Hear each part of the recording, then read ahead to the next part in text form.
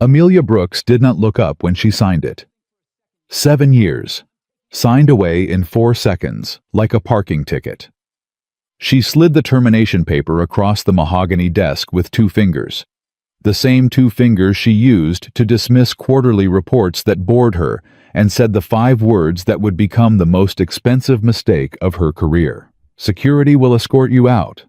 Ethan Carter picked up that paper, looked at the woman who just ended his livelihood in front of his 7-year-old daughter, and said something nobody in that building expected. He smiled. Not the smile of a beaten man. The smile of a man who just got his reason. Comment your city below. I want to see how far this story reaches. Subscribe and stay close. This one pays off. 5:47 a.m. No alarm. Sophie's cough, that dry, shallow rattle from down the hall that Ethan's nervous system had learned to recognize faster than any sound on earth. He was already up, already moving. Bare feet on cold hardwood, hand-finding the children's Tylenol above the sink in the dark without turning on the light, because he'd done it enough times that his arm knew the distance by memory. He shook out half a tablet, poured water, waited. Sophie appeared in the hallway doorway the way she always did. Small, sleep-creased one sock, half off Gerald the rabbit dangling from her left fist. 7 years old, and she already had his eyes. His stubbornness. His way of looking at a problem like it personally offended her. "My throat hurts," she announced. "I know." He handed her the water. "Drink all of it." "Is it a sick day?" "It's a school day." She considered this with the gravity of a federal judge. "What if I'm dying?" "You're not dying. You don't know that." "Sophie?" "Fine." She drank the water, all of it. Set the cup down with a small decisive click. "But if I die at recess, that's on you." He almost smiled. Almost.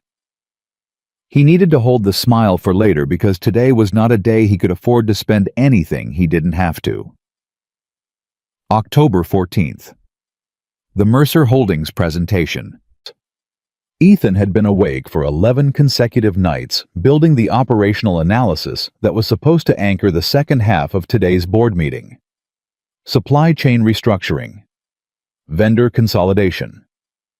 A logistics reroute he'd identified by pulling 6 years of distribution data and cross-referencing it against 3 regional freight models' work that nobody asked him to do. Work he'd done because he saw the inefficiency, and it bothered him the way a crooked picture bothers a certain kind of person. And $4 million. Annual recovery. Conservative estimate. He'd built the model 4 times to make sure. Richard Holt, Mercer Holdings' VP of Acquisitions, was flying in from New York specifically for this. 12 executives around the table. Amelia Brooks at the head. Always at the head. Ethan had been at Pinnacle Furnishings for 7 years. 7 years of on-time deliveries, solved crises, covered gaps that nobody above him noticed until they didn't exist anymore. He had never been late, never missed a deadline, never once walked out of a meeting without a solution he'd built with his own hands. Today was supposed to be the day that translated into something. A promotion, a title, an acknowledgement, even something small, something as simple as "Carter, good work." He'd been waiting for that sentence for 7 years. He was still waiting. He toasted Sophie's bread and cut it on the diagonal triangles, always triangles, because when she was 5, she'd told him triangles tasted better, and he'd never once questioned the logic. He laid out her green sweater because Tuesday was Green Sweater Day. A system they'd invented together during the first terrible year after her mother died, when Sophie needed the week to have shape, and Ethan had needed anything he could control. Mo. She ate. He drank his coffee standing at the counter. They didn't talk much in the mornings. They'd developed the comfortable silence of 2 people who understood each other well enough not to fill every moment with noise. "Mrs. Kowalski's picking you up at 3:15, he said, rinsing his mug. "I know." "Stay inside the school until you see her car." "I know, Daddy." "Don't leave with anyone else." "I know." She looked up at him with magnificent patience. You say the same things every day. And yet you still need to hear them. He grabbed his jacket off the chair. Gerald stays in your bag during class. She gasped, genuine theatrical outrage. Gerald is emotionally supportive. Gerald is a rabbit. Gerald is family. He stopped, looked at her across the small kitchen. This impossible, exhausting, extraordinary person who had kept him alive through 3 years of grief and financial terror and loneliness, so acute, it sometimes sat on his chest like a physical weight. Yeah, he said quietly. He is. He kissed the top of her head, left before she could see his face do the thing it sometimes did when he looked at her too long. He dropped her at Franklin Elementary at 7:55. Watched her walk through the door's backpack, bouncing Gerald's ear visible, poking out the top green sweater, and stood at the curb for exactly 4 seconds before pulling away. 4 seconds was all he allowed himself. Then he drove downtown. The Mercer Holdings team arrived at 9 a.m. 4 of them. Richard Holt, leading late 50s, silver-haired, the particular stillness of a man who had spent 30 years making decisions worth 9 figures and had nothing left to prove to anyone in any room. He shook hands without performance, sat down without theater. Ethan noticed these things. He also noticed the way Holt's eyes moved around the boardroom during the setup, evaluating the practiced assessment of a man whose entire job was to determine what something was actually worth versus what it claimed to be. Amelia opened the presentation at 9:15. She was composed as always, precise as always. She wore authority the way other people wore clothing so naturally, it was impossible to imagine her without it. 32 years old, and she had built Pinnacle Furnishings into a $400 million operation through a combination of relentless intelligence and the specific ruthlessness of someone who had been underestimated so many times that she had long since stopped being interested in being liked. Ethan understood that, actually. He understood it more than she would ever know or credit. He sat at the table and waited for his portion of the presentation. Listened to the market overview, the brand positioning deck, the 3-year growth projection. Competent, professional. The kind of presentation that impressed people who hadn't seen 1,000 like it. Richard Holt's face remained politely neutral throughout. Ethan watched him and thought, this isn't landing. Then Amelia said, our operations manager, Ethan Carter, will now walk you through our supply chain efficiency analysis. He stood, moved to the front, clicked to the first slide. What I'm about to show you, he said, isn't a projection. It's money that already exists inside this company's logistics structure. Money that's been sitting there for 3 years. We've just been leaving it on the table. Holt leaned forward. Barely. But Ethan caught it. Good, he thought. Stay with me. He moved through the first 2 slides. Vendor consolidation, 12 regional suppliers, reduced to 4 national partnerships, reducing administrative overhead by 31%. The freight reroute 3 distribution corridors collapsed into a single hub and spoke model that cut delivery time and cost simultaneously. The Q2 implementation window, the specific 6-week period when the changeover caused minimum operational disruption. He was 40 minutes in. Holt was asking questions, now real questions, the kind that meant the numbers were landing, and Ethan could feel the room shifting that particular atmospheric change when a presentation stops being a performance and starts being a conversation. He clicked to the slide he'd built last, the cumulative impact model. Over a 36-month horizon, he said, conservative implementation gets us to. The boardroom door opened. He heard it before he turned. Nay. The small creak. The particular quality of silence that drops over a room when something unexpected enters it. He turned. Sophie stood in the doorway. Green sweater, backpack, Gerald under her arm. Her eyes found him. In under 1 second they always found him, no matter the room, no matter the crowd, some biological compass that had pointed to him since the day she was born. And her face did the thing it did when she'd been frightened, and had finally found safe ground. Bwang. The relief broke across her face like light. "Daddy." Barely a whisper. It hit the boardroom like a fire alarm. Ethan moved immediately one step toward her. One hand raised the universal father signal of "Stay there. It's okay, I'm coming." Then turned back. "I apologize. I'll sort this in 60 seconds and—" "What?" Amelia's voice, flat as a blade. "Is that child doing in my boardroom?" Not a question. "She's my daughter." Ethan kept his voice level. "There's been an emergency with her pickup. 60 seconds. You will step out," Amelia said. "Right now. And you will stay out." Something moved across Richard Holt's face. Quick. Gone. The expression of a man who had raised children and recognized the specific cruelty of this particular moment. "Ms. Brooks." Ethan turned to face her directly. Fully. "I've spent 11 nights building the analysis in this room. I am 60 seconds from completing a presentation that recovers $4 million annually for this company. I am asking for 1 minute to handle a child care emergency, and I will finish the job." The room held its breath. Amelia looked at him, and Ethan saw the decision happen in real time behind her eyes. Not anger. Something colder. The calculation of a person who has decided that the lesson matters more than the outcome. "Richard." She turned to Holt without dropping the stillness in her posture. "My apologies. Let's take 10 minutes. She turned back. "Carter." "My office." Dana, Ethan's assistant, warm and practical, and the best person in the building, materialized in the hallway, immediately pulling a chair close to her desk, producing a granola bar, loading something colorful on her monitor. She looked at Sophie with the ease of someone who knew how to make a child feel like they weren't a problem. "Hey, sweet girl," she said. "You want to see something cool?" Sophie looked at Ethan. He nodded once. She went. He followed Amelia down the hall.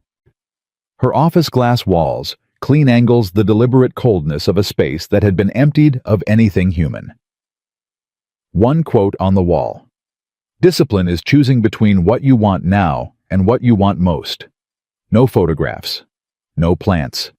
No evidence that the person who occupied this space existed anywhere other than inside the work. She moved behind her desk. Did not tell him to sit. He stood. 7 years, she said. Her voice was almost conversational. "And you bring a child into a Mercer Holdings presentation." "Mrs. Kowalski, her pickup had an accident." He didn't look away from her. "Sophie couldn't reach me. She was alone outside the school for 45 minutes. She came here because she knew where to find me." "That is not my concern." "No, it's mine. I own it. But I'm asking you to waste 7 years before you do something you don't have to do." A pause. Brief. The kind that either meant consideration or the appearance of it. "You should have had contingency arrangements," Amelia said, "for your child. You should have planned for exactly this." Ethan looked at her. "She's 7 years old," he said. "Her mother died 3 years ago. I plan for everything I can anticipate. I cannot plan for everything." He paused. One beat. "No one can. You know that." Silence. Long silence. And in that silence, Ethan understood. She was not going to say anything, because there was nothing in her framework for this. No category, no protocol, no place to file the specific human reality of a man whose childcare fell apart on the worst possible day. Her world was cause and effect, performance and consequence, discipline and result. The messy, uncontrollable fact of a 7-year-old standing in a boardroom doorway didn't fit, and things that didn't fit got removed. He had spent 7 years making himself useful to a system that had no architecture for his actual life.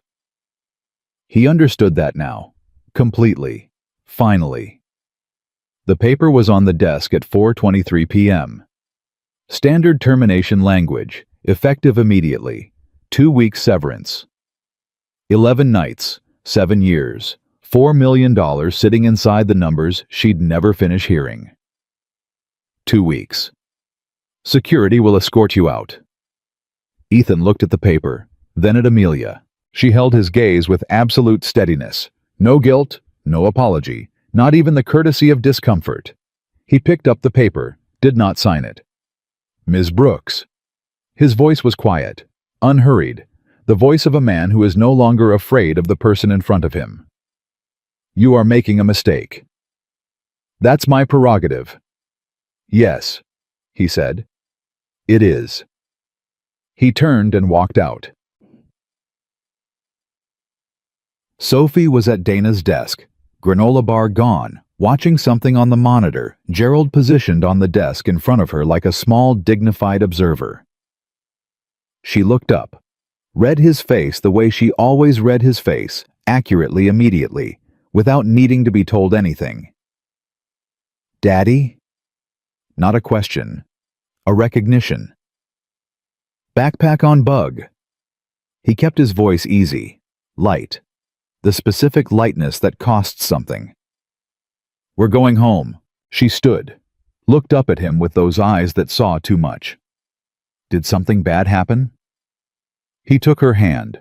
Her fingers closed around his small and certain and absolute. Something ended, he said. They walked toward the elevator.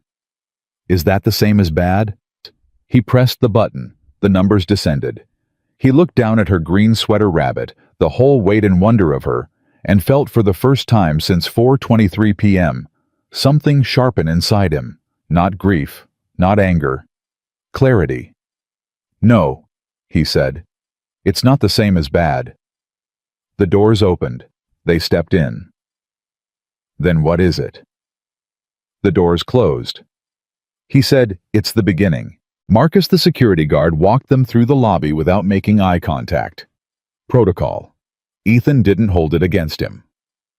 They crossed the marble floor, past reception, past the Pinnacle logo backlit expensive, the logo he'd looked at 10,000 mornings, through the glass doors that exhaled their soft pneumatic sigh. Outside. October air, cold and sharp and clean. Sophie exhaled and watched her breath cloud in front of her face, reached up and tried to catch it with her free hand. Missed. Tried again. Ethan stood on the sidewalk and did 3 things. First, he breathed. Second, he counted. Them savings, $23,400. Sophie's college fund, untouchable, non-negotiable. The one number that did not exist as available capital, regardless of what happened next. Working funds, roughly $11,000. The truck. The apartment in Bridgeport, month to month, which had felt like instability 6 hours ago, and now felt like flexibility. His tools in the garage, the good ones. The ones he'd bought himself, because Pinnacle's workshop never had what he actually needed. His father's notebook. Third, he made a decision, not a plan. Plans come later. A decision is what comes first, the moment before strategy, the thing that lives underneath all the practical machinery of how. The choice about what you are. He was not going to teach Sophie what losing looked like when it became permanent. He was going to build something. Something with his name on it. Something with her name in it eventually if she wanted. Something that couldn't be terminated by a woman who didn't look up when she signed the paper. My feet are cold, Sophie said. Let's go home, he said. And for the first time in a very long time, he knew exactly what he was going home to do. Marpush that night, after the ritual blanket tucked the right way, Gerald positioned correctly against her left side, hall light on, at exactly the angle that kept the shadows away from the closet door. Ethan sat at the kitchen table. He opened his father's notebook. First page. Pencil pressed hard into the paper, the handwriting of a man who believed in pressure. The wood tells you what it wants to be. Your only job is to listen. He sat with that for a moment. Then he opened his laptop. He did not write a resume. He wrote a business plan. Rough, imperfect. full of gaps he couldn't fill yet. But real, the specific realness of something built at 11 p.m. on the worst professional night of your life, by a person who has decided that the worst night does not get to be the last word. He wrote until 2 a.m. When he finally closed the laptop and stood in the dark kitchen refrigerator, hummed Distant Train, the soft silence of Sophie sleeping down the hall, he felt something he hadn't expected to feel tonight. He felt ready. 22 floors above the Chicago street, Amelia Brooks sat alone in her glass office, the Mercer Holdings file open in front of her. She was already moving on, already calculating tomorrow. She did not think about Ethan Carter. She would not think about Ethan Carter for a long time. That was the last mistake she made. The business plan had 17 pages by morning. 17 pages of gaps, guesses, and numbers that didn't quite add up, but also 17 pages that hadn't existed the night before, which meant something. Ethan read through it at 6 a.m. with fresh coffee and the particular honesty of a man who had nothing left to protect. He crossed out 3 sections that were wishful thinking dressed up as strategy. He circled 2 ideas that were genuinely good. He wrote, "How?" in the margin next to the financing section, and stared at it long enough that Sophie appeared in the kitchen doorway and asked why he was making his thinking face at a piece of paper. "I'm figuring something out," he said. "Did you figure it out?" "Not yet." She pulled herself up onto the chair across from him, still in her pajamas, Gerald tucked under her arm. She looked at the papers spread across the table with serious eyes. "Is it about a job?" He looked at her. "It's about starting something. Like a business." Like a business. She considered this with the gravity she brought to all important things. What kind? Furniture, custom furniture, the real kind made by hand built to last, not the stuff that ships in a flat box and wobbles after 6 months. Sophie was quiet for a moment. Then she said with complete and uncomplicated certainty, "People would buy that." He almost laughed. Almost. "You think so? Mrs. Kowalski's dining table wobbles," she said. "She complains about it every time we eat there, and it wasn't even cheap." She looked at him steadily. "People want things that don't wobble, Daddy." He looked at his 7-year-old daughter across the kitchen table. "Yeah," he said. "They do." He picked up his pen and uncrossed one of the things he'd crossed out. The money was the first wall. $11,000 in available capital. Ethan spread it across his kitchen table in his head. Rent for a warehouse space, equipment he didn't already own, materials for the first run of Build's insurance business registration website. 3 months of operating runway before he needed revenue. 11,000 covered approximately. None of that completely, some of it partially, and left him with a margin so thin it was nearly theoretical. He called his brother Derek in Columbus. Derek answered on the 3rd ring, already sounding skeptical.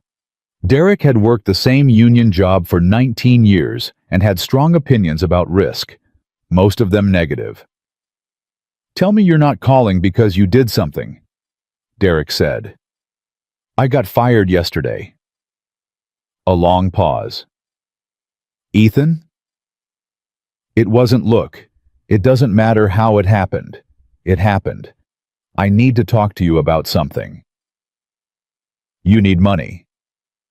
"I need a loan from the family trust. Dad left." "I know what Dad left." Derek's voice went tight. "That's not a startup fund, Ethan. That's emergency money." "This is an emergency." "An emergency is a hospital bill. An emergency is your roof caving in. Not..." Derek stopped, recalibrated. "What happened exactly?" Ethan told him. Condensed version. Sophie at the school, the boardroom, Amelia's office, the paper slid across the desk. He kept his voice neutral. He was not calling to be pitied. He was calling to make a case. When he finished, Derek was quiet for a moment. "She fired you because Sophie showed up. She fired me because I was inconvenient. You should call a lawyer." I'm not calling a lawyer. I'm calling my brother. Ethan leaned forward on the counter. I have a plan, Derek, a real one. I need $14,000 to add to what I have. I'll pay you back with interest, documented, legal, whatever you need it to be. I'm not asking for charity. I'm asking for a runway. Yeah. Another long pause, longer than the first. What kind of furniture? Derek said finally. Custom hardwood, high-end residential and commercial, the craftsmanship market. There's a gap there between mass production and the boutique shops that charge so much only hedge fund managers can afford them. I know how to build, Derek. You know I know how to build. You haven't built seriously since before Sophie was born. I've been building in the garage every weekend for 3 years. That's a hobby. That's practice. Ethan said it without heat. There's a difference between a hobby and the thing you've been waiting to do. I know the difference. This is the thing I've been waiting to do. The silence on Derek's end lasted long enough that Ethan thought the call might have dropped. Then Derek said, I'm going to regret this. You're not. Send me the plan. Tonight. And Ethan. Derek paused. How's Sophie? Ethan looked down the hall toward her room, could hear her talking to Gerald in the low, serious tones she used when she was explaining something important to him. She's good, he said. She's the reason. But monsieur... The warehouse space was in Bridgeport, 800 square feet concrete floor, 2 loading bays, heat that worked most of the time, and a landlord named Pete who asked no unnecessary questions and accepted first and last in cash. It smelled like machine oil and old cardboard and the specific cold that settles into industrial spaces in October. Ethan stood in the middle of it the first morning with his keys in his hand and took stock. He had his father's tools, the good ones, the ones that had moved with him from Columbus to Chicago because he couldn't leave them behind even when there was nowhere obvious to use them. He had the table saw he'd bought at an estate sale 6 years ago, taken apart and cleaned and rebuilt until it ran better than new. He had lumber contacts from his Pinnacle Days suppliers. He'd built relationships with vendors who knew his name and trusted his judgment on material quality. He had himself. That had to be enough to start. He built a workbench first. Always build the workbench first. His father's rule, the foundation of any functional shop. He spent 2 days on it, taking his time using mortise and tenon joints instead of screws, because the workbench was going to take abuse, and it needed to be solid in the way that only good joinery produces. When it was done, he stood back and looked at it and felt something unlock in his chest that had been closed for a very long time. He was making something again, not managing something someone else made, not optimizing someone else's process, not building numbers in a spreadsheet at midnight for a woman who wouldn't look up when she ended your career. Making. The first job came from a neighbor. Tom Garrett, who lived 2 buildings down from Ethan in Bridgeport, mentioned at a building mail cluster that his wife wanted a custom kitchen island for their renovation, and every quote they'd gotten was either too expensive or came with a 6-month wait. Ethan, who had not yet told anyone in the building he'd lost his job or started a company, said he built furniture and could take a look. Tom looked at him. You build furniture? Custom hardwood. That's what I do. 3 days later, Ethan delivered a white oak kitchen island with hand-cut dovetail drawers and a butcher block top that Tom's wife Linda touched with both hands, and then looked at Ethan with an expression that people usually reserved for something they hadn't expected to be moved by. How much? Tom asked. Ethan named a price that was fair, not cheap, not extortionate. Fair in the way that work done honestly and well deserves to be valued. Tom paid without negotiating. Linda photographed it from 6 angles and posted it on 3 different neighborhood Facebook groups with a caption that said simply, Local Craftsman, the real thing. DM me for contact info. By Thursday, Ethan had 4 inquiries. By the following Monday, he had 2 signed contracts and a deposit on a 3rd. He called Sophie at Mrs. Kowalski's, whose ankle had healed, who had apologized to Ethan so many times he'd finally had to ask her to stop, and said, "Bug, we have customers." Sophie said, "I told you people want things that don't wobble."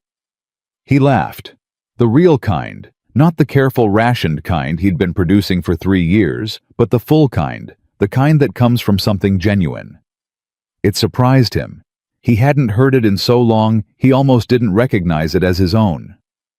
The early months were brutal, in the specific way that building something real is always brutal. Ethan worked 16-hour days. He woke at 5, managed the morning routine with Sophie. Breakfast, backpack, green sweater on Tuesdays. Gerald properly positioned. Drove her to school. Drove to the warehouse, worked until 6 p.m. Picked her up from after-school care, made dinner, helped with homework. Put her to bed, and then returned to the warehouse for 3 more hours. He ran on coffee and the particular fuel that comes from working toward something that belongs entirely to you. He was exhausted in a way he hadn't been since the first year after Sophie's mother died. But this was different. That exhaustion had been empty, the weight of grief dressed up as function. This exhaustion had a floor. He could feel the bottom of it, and the bottom held something solid. The knowledge that each 16-hour day was building something real, something accumulating, something that no one could slide across a desk with 2 fingers. Sophie adapted with the flexibility of a child who had already learned that life rearranges itself without asking permission.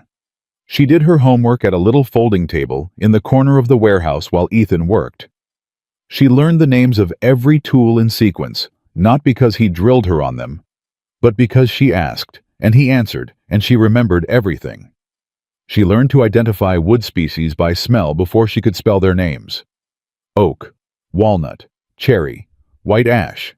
She called the warehouse the shop, like she'd been doing it her whole life. On Saturday mornings, she helped him sand. He gave her the finish work, the final passes with 220 grit, the preparation for staining, because her hands were small enough to reach the inside corners of drawer boxes, and because she took it seriously in a way that made him trust her with it. He'd tried to make it feel like play. It didn't take him long to realize she didn't want it to feel like play. She wanted to feel useful. He understood that about her, because he understood it about himself. 6 months in, Ethan hired his first employee. Marcus Webb, 24, just out of a vocational program in woodworking, showed up in response to a Craigslist post Ethan hadn't expected to generate serious candidates. He came in, looked at the shop, looked at the workbench Ethan had built on day 1, and ran his hand along the mortise and tenon joint without being asked to. "You cut these by hand," Marcus said. "Router jig would have been faster," Ethan said. "But it was the first thing I built here. I wanted it right." Marcus looked up. He had the expression of someone who had spent 2 years in trade school learning the difference between people who build things for money and people who build things because they can't not. "When do I start?" he said. "Monday," Ethan said. "You good with kids in the shop on Saturdays?" Marcus glanced at the little folding table in the corner, the collection of colored pencils arranged in a row along its edge, the faded drawing of a rabbit tacked to the wall above it. "Real good with kids," he said. The reputation built the way honest reputations build, slowly, then suddenly. Word of mouth in Bridgeport. Then a feature in a local design blog that a Chicago interior decorator named Suzanne Park stumbled across at 11 p.m. while sourcing a credenza for a client and couldn't stop reading. She called Carter Craft Furniture, the name Ethan had registered on a Tuesday morning 9 months earlier. Sophie sitting across the table eating cereal and suggesting alternatives he'd politely declined, and asked if he could produce custom pieces for commercial clients. He said yes. The first commercial commission was a reception desk for a law firm in the Loop, solid black walnut, 8 feet with hand-inlaid brass detailing that Suzanne had specified, and Ethan had privately thought was going to look ridiculous until he installed it and stood back and admitted she'd been right. The law firm's senior partner posted a photograph of it on LinkedIn with the caption, "When you want something that says, 'We're not going anywhere,' you hire people who build like they mean it." The post got 11,000 shares. Ethan's inbox went from manageable to impossible in 72 hours. He hired 2 more craftsmen, moved to a larger space 3 times the size of the original warehouse in the same neighborhood because he wasn't going anywhere either. He brought in a part-time bookkeeper named Carla, who looked at his financial records on her first day, went quiet for a long time, and then said, "You've been undercharging everyone by about 30%. "I know," Ethan said. "Then why?" "Because I needed them to say yes. In the beginning, you need them to say yes." She looked at him over her glasses. The beginning is over. He raised his prices by 30% the following week. Lost 2 clients. Gained 6. Carla made a chart and showed it to him, and he told her to give herself a raise. It was Marcus who first mentioned the name. They were in the shop on a Thursday evening, finishing a set of dining chairs for a client in Lincoln Park, and Marcus was sanding the back rungs, while Ethan did the final check on the joinery. The radio was on some sports talk neither of them was actively listening to. "You see this thing about Pinnacle Furnishings?" Marcus said. Ethan didn't look up. "What about them?" "About them. Lost some big account, Midwest retail chain, I think. Something about quality complaints on their mid-range line." Marcus blew sawdust off the rung. "Their stock's been sliding. Article said their CEO's under pressure." Ethan kept his hands moving. Checked the tenon. Solid. Good. "Happens," he said. "Didn't you used to work there?" A pause. Small. The kind only Ethan noticed. "A while back." "Huh." Marcus turned the chair rung over, examined the other side.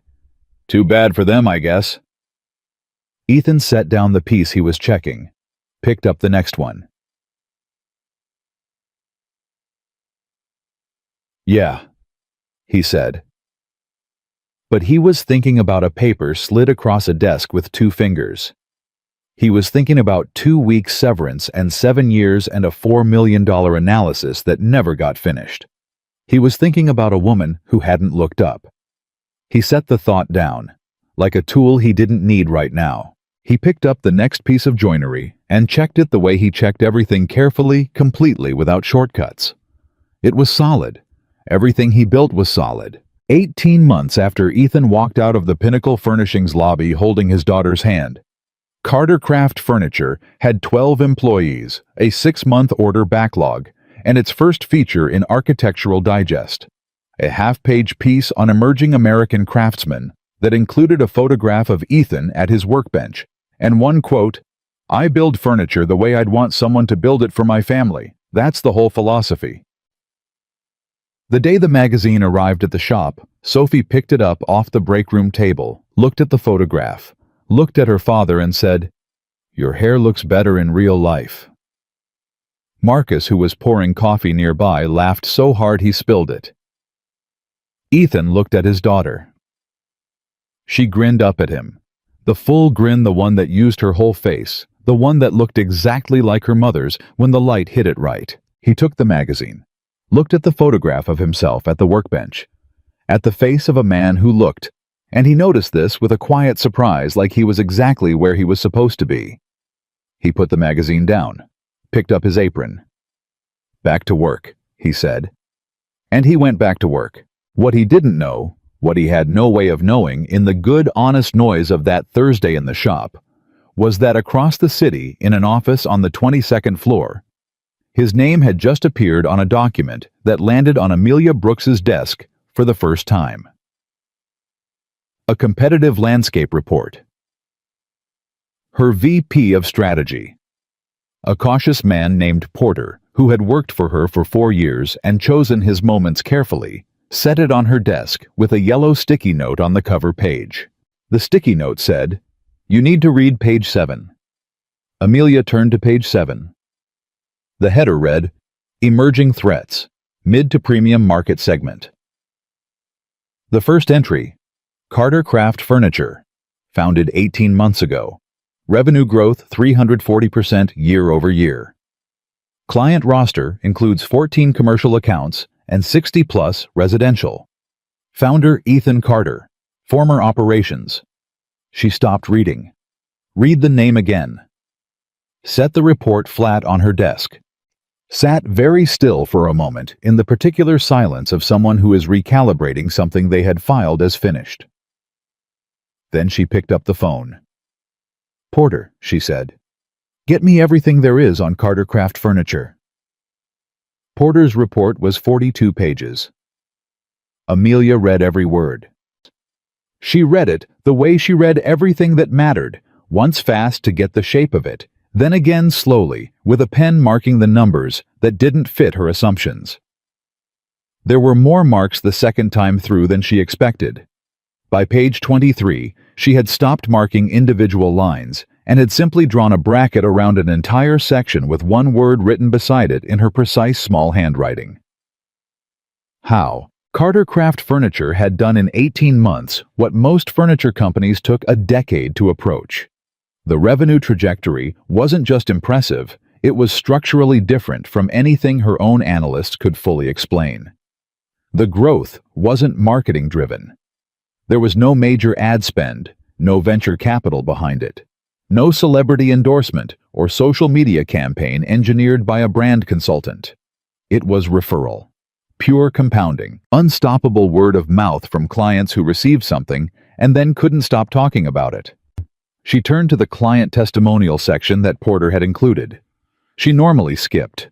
These found them soft and manipulable and read 3 of them. One was from the senior partner of the law firm in the Loop. One was from Suzanne Park, the interior decorator. One was from a restaurant group in River North that had commissioned an entire dining room build 14 tables 60 chairs and whose owner had written without apparent self-consciousness. "I've been in the hospitality business for 22 years, and I have never had a vendor make me feel like my project mattered to them personally." Carter came in, listened for 2 hours, didn't take a single note and delivered exactly what I described. Exactly.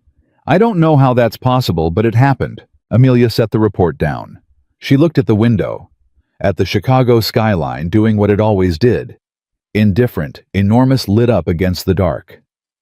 She thought about the boardroom, the creak of the door, the word "daddy" spoken barely above a whisper.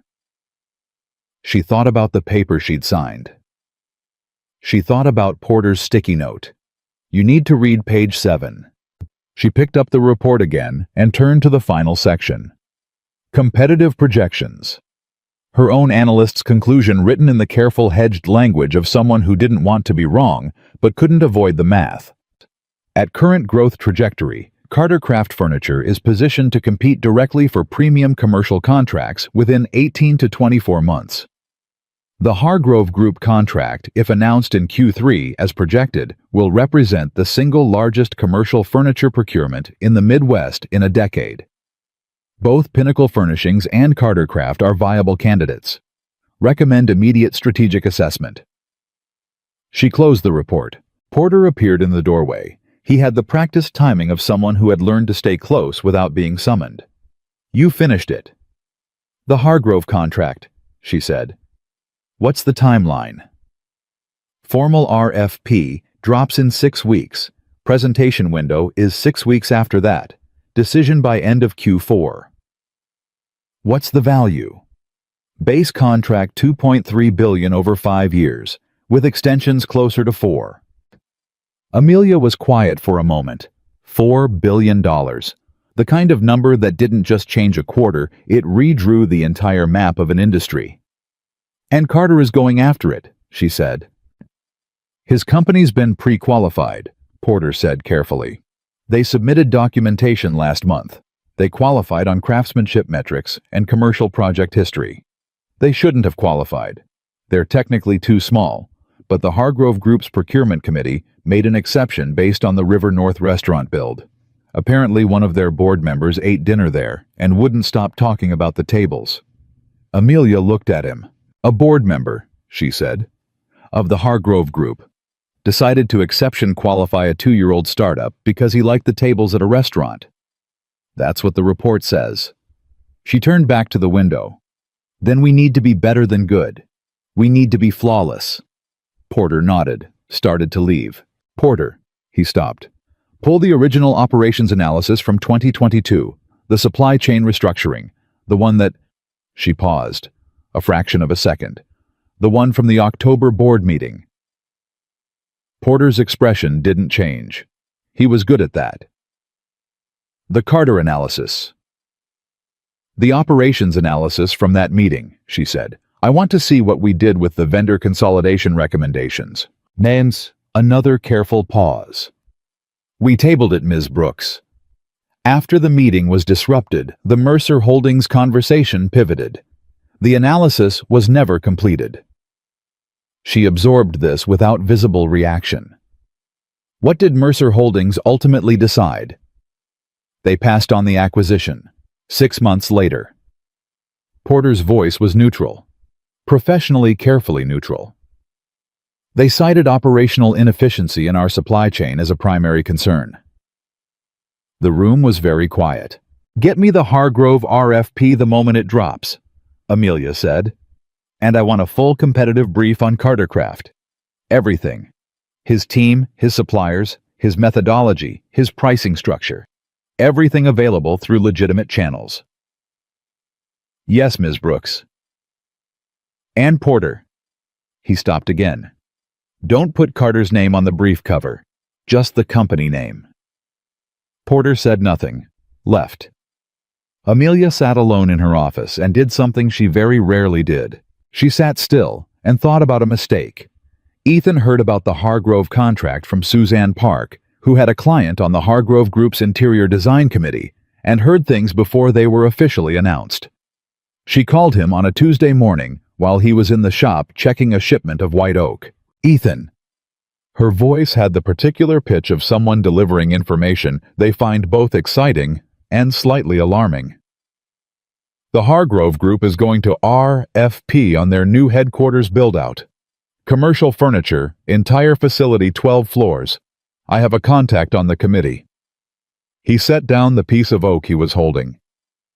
Suzanne, you need to go after this. We're a 2-year-old company, with a 6-month backlog and an Architectural Digest feature and 14 commercial accounts. Ethan, I've been in this industry for 16 years. I have never seen a craftsman operation scale the way yours has.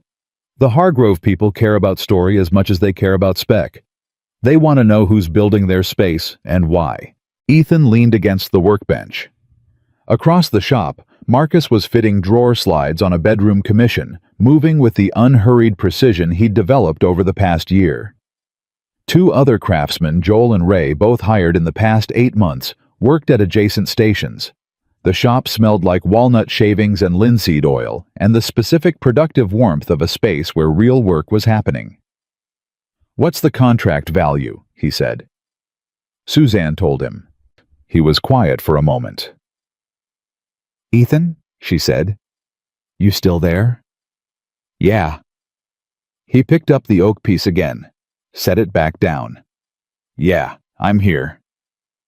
That number scares you. That number is larger than my entire company's cumulative revenue since I started. I know. Suzanne, if we win that and can't deliver, can you deliver? He looked around the shop, at Marcus, at Joel, at Ray, at the workbench he'd built on day 1 with mortise and tenon joints because he wanted the foundation to be right. At the little folding table in the corner, still there though, Sophie only came on Saturdays now, too much homework on weeknights. If I scale correctly, he said slowly, if I bring in the right people and don't compromise the process, yes, I can deliver. Then go after it, Suzanne said. Because I'll tell you something else. Her voice dropped slightly. Pinnacle Furnishings is going after it too. Another silence. Different from the first. I know, Ethan said. You knew already. I figured. He set the oak down one final time. Honestly, Suzanne, I've been waiting for this. Not this specifically, but something like this. He paused. Register us for the RFP. I'll have the documentation to you by end of week. He didn't tell Sophie about the contract that night. He told her the next morning over triangles. He'd learned to choose his moments. Mornings were better when she was fresh, and her thinking was clear, and she hadn't yet accumulated the weight of a school day. She listened while she ate. Didn't interrupt, which was unusual. When he finished, she said, "How big is the building?" 12 floors. It's their new headquarters on the north side. And you'd build all the furniture for all 12 floors. Tables, desks, conference rooms, reception areas. All of it. She thought about this. Gerald sat propped against her orange juice glass in his usual supervisory position. "Do you have enough people?" "I'd need to hire more." "How many more?" "Probably 40. Over 18 months of build and install." She nodded slowly. "And you'd still be in charge of making sure it's good." He looked at her. "That's the only part that doesn't change, no matter how big it gets." She seemed satisfied with this, took a bite of her triangle. "Then you should do it." "You think so?" "You build things right, Daddy. That's the whole point." She said it with the simple certainty of someone stating an obvious fact. If the building's big, you build it bigger. You don't build it different. He stared at his daughter for a long moment. Yichulwe, 8 years old. She'd had her birthday 3 months ago, a small party at the shop, because she'd specifically requested it because she wanted her friends to see where her dad worked, and she had just articulated the exact principle he'd been wrestling with in his own head for 2 weeks in 12 words. "You don't build it different." "When did you get so smart?" he said. She considered this seriously. "I think I was always this smart. You just started noticing." The RFP process was 6 weeks of work, unlike anything Cartercraft had produced before.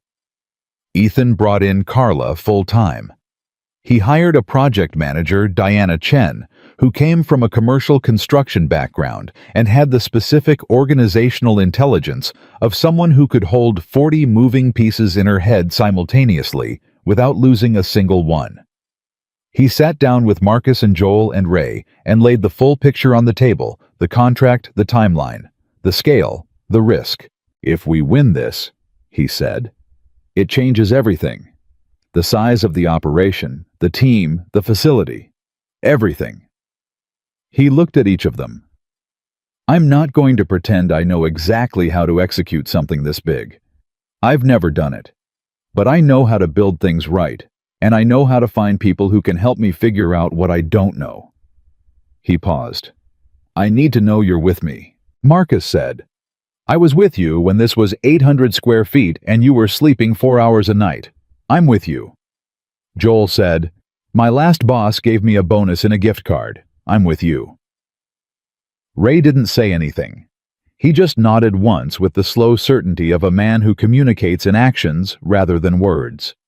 In the 8 months Ethan had known him, that nod was the equivalent of a speech. Diana looked at the project spec documents spread across the table. "The timeline is aggressive." "Yes," Ethan said. "The materials budget will need to be reconfigured if you want to maintain your quality standard at this volume." "I know." "And you'll need a fabrication space 3 times this size." "I've already identified 2 options." She looked at him steadily. "You prepared for this before the RFP dropped." "I've been preparing for something like this for 2 years, he said. "I just didn't know the name of it yet." She nodded, picked up a pen. "Then let's build the proposal." The presentation to the Hargrove Group's procurement committee was scheduled for a Thursday morning in November. Cartercraft went in at 10 a.m. Pinnacle Furnishings was scheduled for 2 p.m. Ethan knew this because Suzanne's contact on the committee had mentioned it in passing, the way people mention things they think are common knowledge.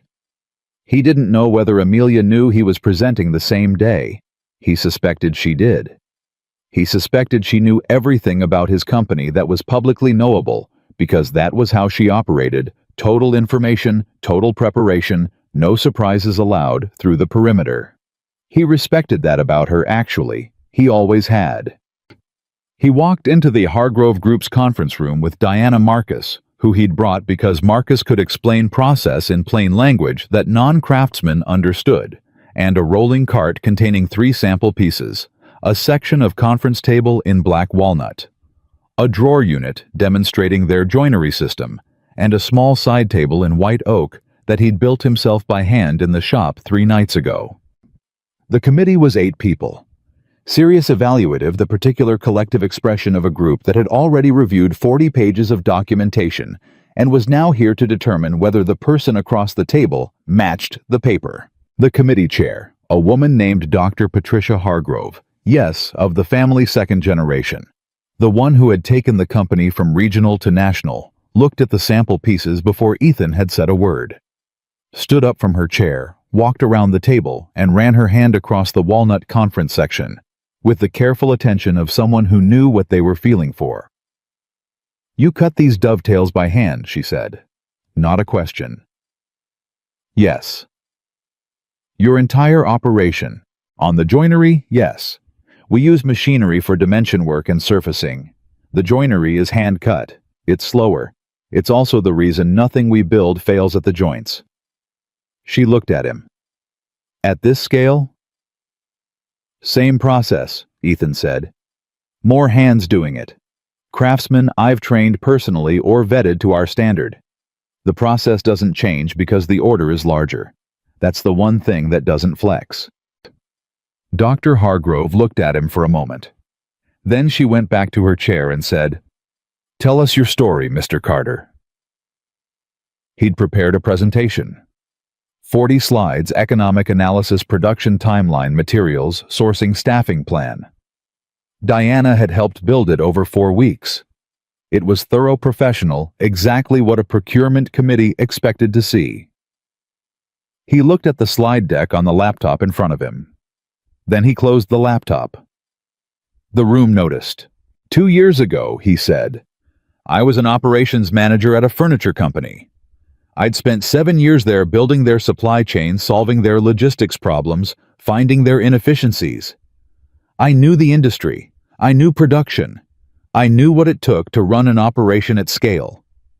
He paused.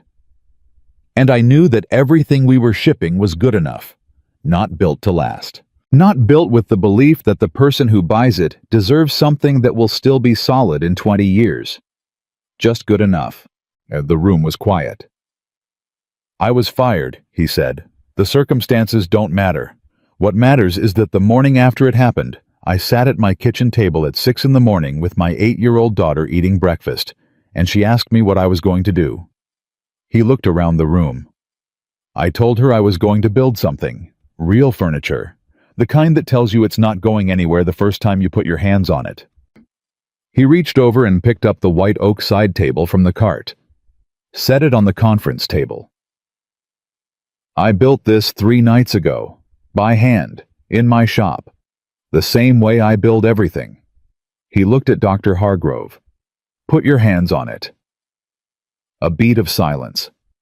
Corporate procurement committees were not typically invited to handle things.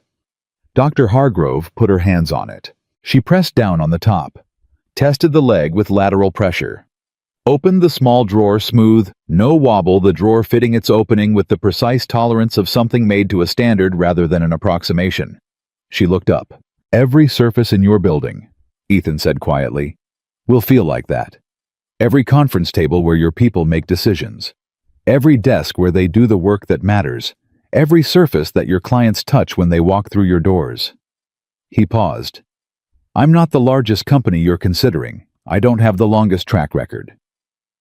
What I have is a standard I have never once compromised in 2 years, and the specific intention to never compromise it, regardless of scale. He looked around the room. That's what I'm offering you, not furniture, a standard. The room was very still. Then the committee member at the far end of the table, a man who had not spoken yet, and had the look of someone who didn't speak until he had something definitive to say, leaned forward and said, Mr. Carter, my wife and I had dinner at Marcello's in River North 6 months ago. I spent 20 minutes examining the table we were sitting at because I couldn't figure out how it was built. He paused. That was your work? Yes, Ethan said. The man nodded slowly. I told my wife someone built that table, like they were going to have to answer for it personally. That's exactly right, Ethan said. The Hargrove Group's decision came on a Friday afternoon 5 weeks after the presentations. Ethan was in the shop. He was always in the shop when things that mattered were happening elsewhere. It was the only place where the waiting felt productive. He was fitting the final joints on a dining table for a client in Evanston, working with the quiet focus that comes from a task your hands know well enough to do, while your mind is somewhere else. His phone buzzed on the workbench. Diana. He picked up. Tell me. Her voice when she spoke had the particular quality of someone trying to remain professional in the face of something that is making them want to do the opposite. We won, she said. He set down the mallet he was holding. Slowly, carefully. The way you set down something you might otherwise drop. Ethan. Diana's composure broke just slightly, just enough. We won the Hargrove contract. The shop was loud around him, saw running Marcus talking to Joel across the floor, the radio on the productive noise of a real operation. He stood in the middle of it and heard none of it. Full contract, he said. Full contract, $2.3 billion base. They want to accelerate the timeline. They moved the headquarters opening up 6 months, so they need us faster. Patricia Hargrove asked for you personally on the project management calls. Diana paused. And Ethan, the committee's letter. They said I'm reading directly. Carter Craft Furniture presented not merely a commercial proposal, but a philosophy of craft that aligned with Hargrove Group's foundational values. We are not simply purchasing furniture. We are investing in a standard. He stood there. Marcus had stopped working, was watching him across the floor with the attentive stillness of someone reading a room. Joel and Ray had both gone quiet. Ethan looked at Marcus. Marcus said, "Well?" Ethan said, "We won." The shop erupted. Marcus made a sound that was not entirely dignified. Joel grabbed Ray's arm. Ray, who communicated exclusively in nods and silences, said something out loud that Ethan would later describe only as enthusiastic, and leave it at that. Ethan stepped away from the noise, walked to the far end of the shop, stood near the little folding table in the corner, Sophie's table, still there, still with a drawing of Gerald tacked to the wall above it, and called his daughter. She picked up on the second ring. "Daddy, I'm at Emma's." "I know. I won't keep you long." He leaned against the wall. His voice was steady. He was making it steady.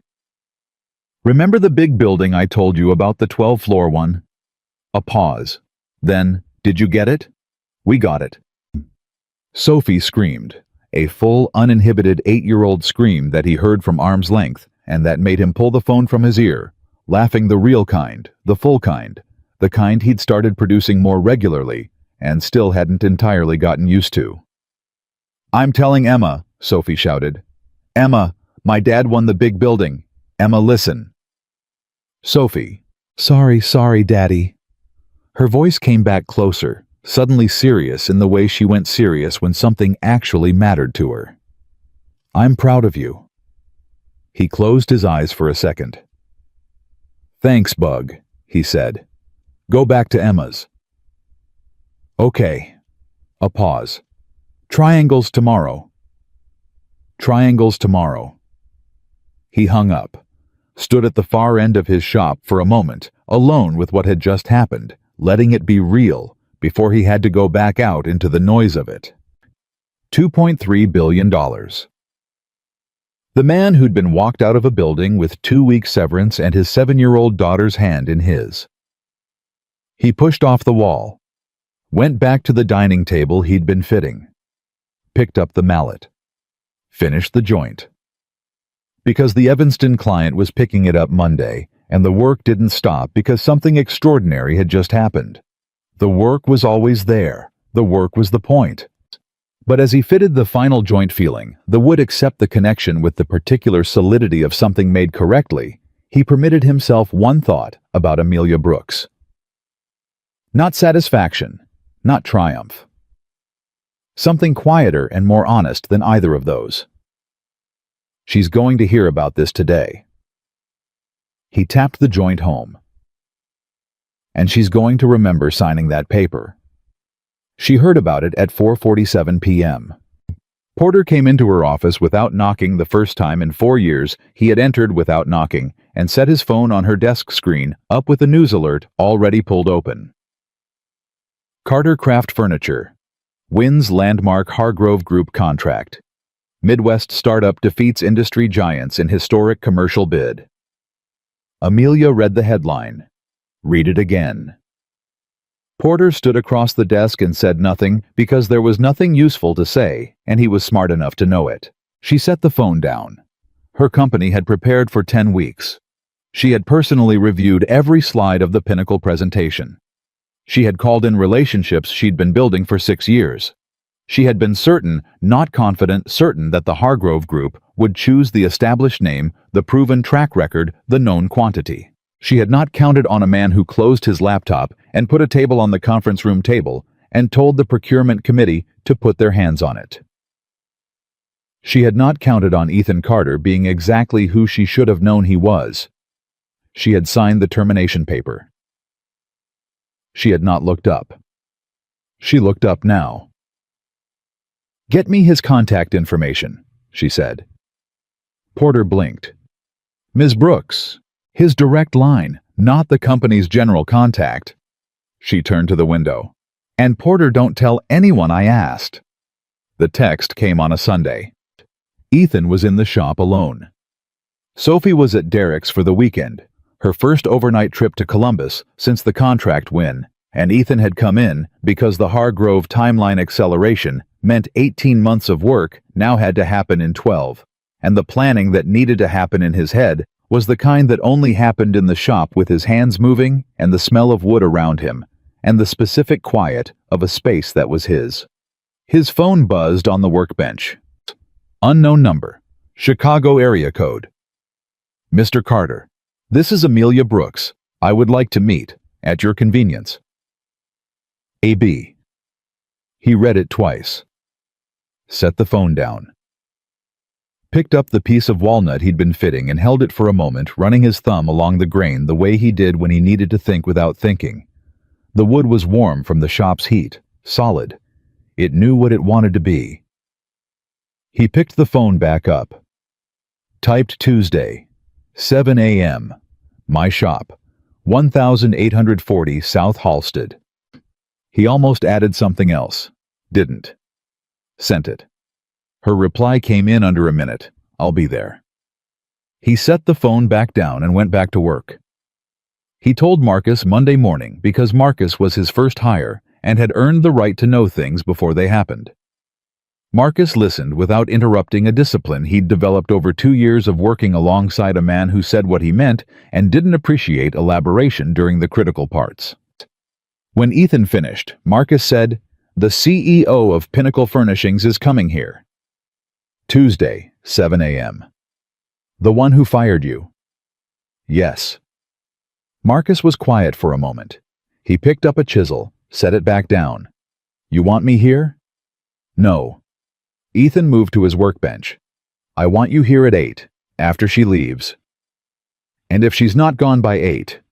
"She'll be gone by 8. Marcus looked at him with the particular expression he wore when he thought Ethan was being either very smart or very stubborn and hadn't yet determined which. "You're not nervous?" "No." "You sure?" Ethan pulled on his apron. "I spent 7 years being nervous about what Amelia Brooks thought of my work. I spent 2 years building something I don't need her approval for." He tied the apron strings. "So no, I'm not nervous." Marcus nodded slowly. "Okay. But Marcus." Ethan picked up his tools. "Make sure the shop's clean Monday night. I don't want her to see a mess." Marcus allowed himself a small smile. "So, not nervous, but aware of the impression." "The work makes the impression," Ethan said. "I just want the work visible." She arrived at 6:58. He heard the car before he saw it, a black sedan, the kind that comes with a driver pulling up to the South Halstead entrance. He was at his workbench apron on already working a piece of cherry he needed finished by Wednesday. He did not stop working when the door opened. He heard the specific sound of her chair on the concrete floor, the soft roll, and the particular rhythm of it, the way a person's movement becomes recognizable over time, the way a voice does. He'd heard that sound for 7 years in office hallways and boardrooms and conference rooms. He kept working. "Mr. Carter?" He set down his tool, turned, and Amelia Brooks looked exactly as she always had, composed, precise. The authority undimmed by the setting, which was not the kind of setting that authority usually chose. She was dressed for a business meeting, but she was in a furniture shop at 7 in the morning, and the fact that she didn't appear to find this incongruous told him something. He'd forgotten how still she could be. "Ms. Brooks." He didn't offer his hand. She didn't extend hers. "Coffee's on the table if you want it." She looked at the work table, the old door on sawhorses he used as a planning surface. The coffee maker Carla had insisted on 2 mugs. She wheeled toward it, poured a cup, and looked around the shop with the same evaluative attention he'd seen her turn on quarterly reports. He watched her look. She stopped at the workbench he'd built on day 1. The mortise and tenon joints. The surface worn smooth from 2 years of use, but solid, still completely solid in the way that only good joinery produces. She reached out and pressed on the corner. It didn't move. She said, "You built this yourself?" "First thing I built here." "The joinery is hand-cut?" "Yes." She took her hand off the bench, looked at him. "I read your Hargrove presentation summary. The committee shared their notes with the finalist companies as part of their process." She paused. "You closed your laptop." "The deck wasn't the point." "What was the point?" "The table I put in front of them," he said. "And the truth about why I built it." She looked at him steadily. He looked back. This was the first time in the entirety of their acquaintance that they had been in a room as equals. No desk between them, no org chart above them, no 7-year gap in authority, defining the geometry of the conversation. Just 2 people in a furniture shop at 7 in the morning, with coffee going cold in their cups. "I came to offer you a proposal," she said. "I know." "You know. Porter called Diana last week, not officially personally, to ask about our production capacity on large commercial work." He crossed his arms, not defensively, just the posture of a man who is standing on his own ground and knows it. "Porter's careful. He doesn't make personal calls without a reason. You told him to." Something moved across her face. Respect, maybe, or the recalibration of an assumption she hadn't realized she was making. "A partnership," she said, "between Pinnacle and Cartercraft. We have the scale, the distribution infrastructure, the manufacturing capacity you're going to need if the Hargrove project runs the way these projects run. You have the craftsmanship standard, and—" She paused, and the pause cost her something. He could see it, and the reputation now that we don't. He said nothing. He said, "Just," she continued. "The furniture industry is restructuring. Mass production at the low end is going to automation. The premium market is fracturing. There are clients who want the idea of craft but will settle for the appearance of it, and there are clients who want the real thing and will pay for it. You've positioned yourself in the second group. Another pause.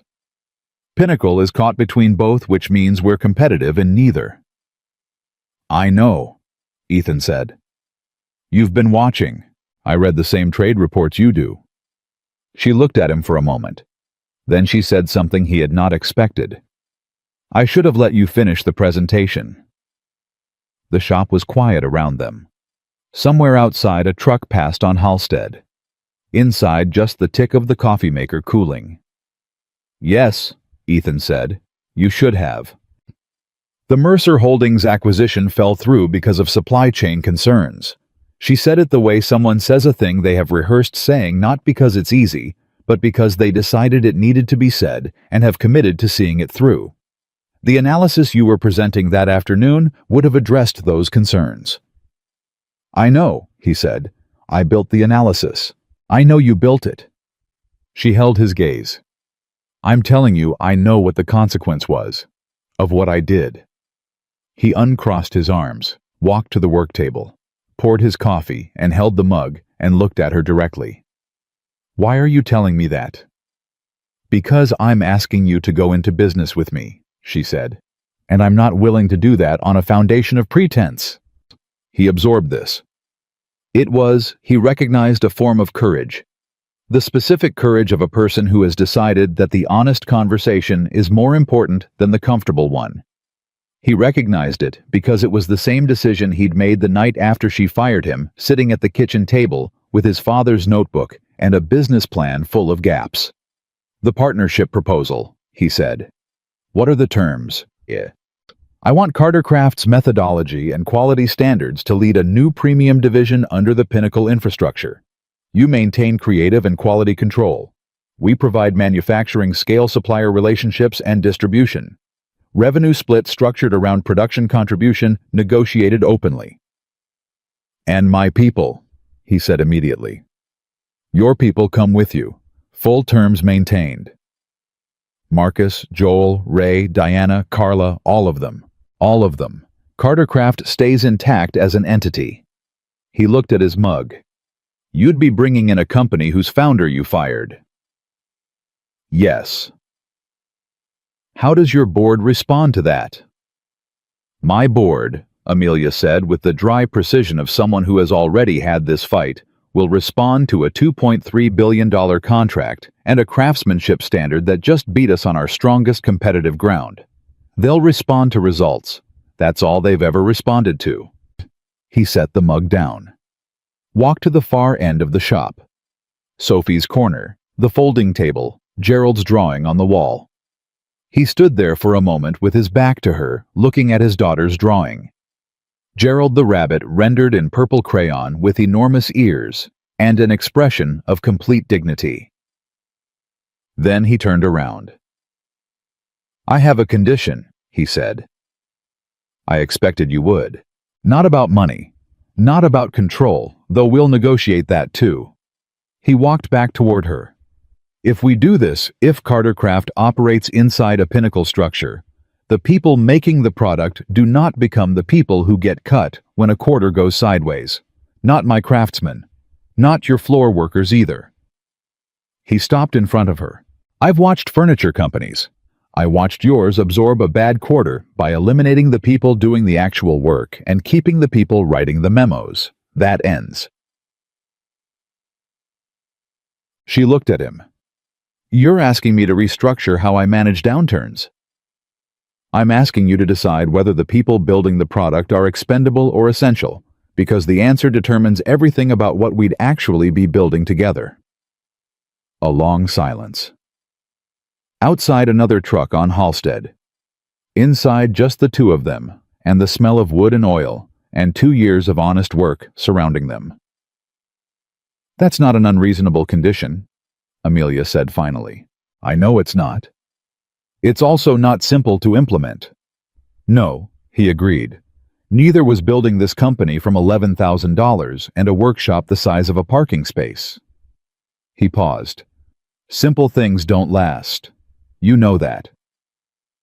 She was quiet for a long moment. Then she said, I'd like to walk through your shop. He looked at her. It wasn't a business request. It was something else, a person asking to understand what they're dealing with before they commit to it. All right, he said. He walked her through the whole shop, took his time. He showed her the workbench, first explained the mortise and tenon, why it held where screws eventually loosened, what it told you about the philosophy of a joint. She listened without performing listening. She asked one question. What's the failure rate on joinery done this way versus mechanical fasteners? He told her. She nodded once and moved on. He showed her the cherry piece he'd been working when she arrived. Walked her through the cut sequence, the grain matching the way you read the wood, to decide where each piece belonged in relation to the others. She looked at it with the focused attention of someone learning a language not fluently, but seriously. Duh. He showed her the drawer unit from the Hargrove sample set, the one he'd brought to the presentation. She opened and closed the drawer 3 times. The 4th time, she held it halfway open and looked at the slide mechanism with her head slightly tilted. "This is custom," she said. "I machine them in-house. Standard hardware doesn't hold the tolerance I want." "You machine your own drawer slides." "If you want the drawer to feel right 20 years from now, yes." She looked at him. "What does that cost per unit?" 32% more than standard hardware. "And you charge?" "Accordingly," he said. "Yes." She closed the drawer, looked at her hand on the pull. "The clients accept the price." "The clients who want what I build accept the price," he said. "The clients who don't, I refer them to someone else." She looked up sharply. "You turn away business. I turn away clients who want to negotiate the quality down to meet a budget." "Yes." He kept his voice even. "Because if I build something that isn't right, it has my name on it. And my name is the only thing that made this company real." She was quiet for a moment. Then she said, and it was the quietest she'd spoken all morning, stripped of the professional composure and close to something more unguarded, "I built Pinnacle by never turning away revenue." "I know," Ethan said. "I watched you do it for 7 years. And—" he considered his words. "You built something real. Fast. Under conditions most people couldn't have managed." He paused. "But you built it for the revenue, not for what the revenue was supposed to represent." She looked at him, and he looked back, and neither of them looked away. "What is the revenue supposed to represent?" she said. "The fact that someone put their hands on something you made," he said, and couldn't stop talking about it. She stayed until 8:40.